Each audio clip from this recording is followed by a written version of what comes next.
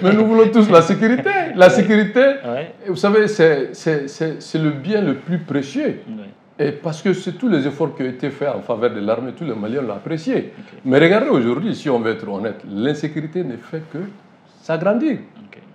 En dehors même de ce qui est lié au terrorisme qu'on ne peut pas qualifier, que j'essaie d'être très réservé sur la question, mais il y a des groupes non identifiés, bref, mais en dehors de ça, l'insécurité de grands banditisme à Bamako, personne n'est sûr de retourner chez lui.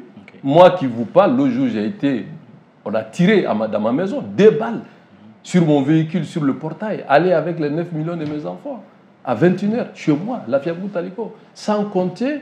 Alors que l'autre jour, quand on a vu les Mauritaniens qui ont été braqués, tués, et sans compter, à longueur de journée, les gens sont dépouillés, dépossédés de leurs biens partout à Bamako, ici, agressés, sans compter les motos qu'on tue, égorge les gens. Et donc, je pense qu'il faut que, pour une fois, qu'on dise la vérité au peuple malien. Personne n'est contre la transition en tant que un temps exceptionnel pour revenir à l'ordre constitutionnel, pour essayer de faire ce qui doit être fait et qu'on puisse avancer. Mais on ne peut pas s'installer en tenant des propos sur lesquels on n'a même pas fait des avancées et essayer de filtrer les autres problèmes.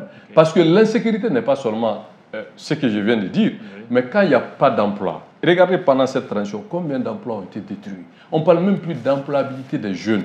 L'investissement zéro, les hôtels sont vides. Les artistes se plaignent, le monde économique se plaint. Le Mali était le premier du coton, il a chuté. L'or, on ne sait même plus, l'or brille pour qui, je ne sais pas. Donc, en somme, le développement est un tout, c'est exogène et endogène. Et donc, qui parle de sécurité, ce n'est pas seulement il y a la sécurité des personnes, leurs biens, mais sécurité économique, sécurité à l'emploi, etc., etc. Donc, aujourd'hui, faisons le bilan de 2020 à 2023. Tout le monde sait aujourd'hui qu'on n'avance pas. Et si on avait réellement recouvré le Mali sur l'ensemble du territoire, et que moi je me rappelle très bien, le président Alpha Oumar Konaré a eu à faire le 22 septembre à Kidal. Allez voir vos archives. Et si la transition arrive à faire le 22 septembre à Kidal, le 22 septembre qui arrive, mais moi vraiment je vais changer de Mao. Et je rejoins la transition.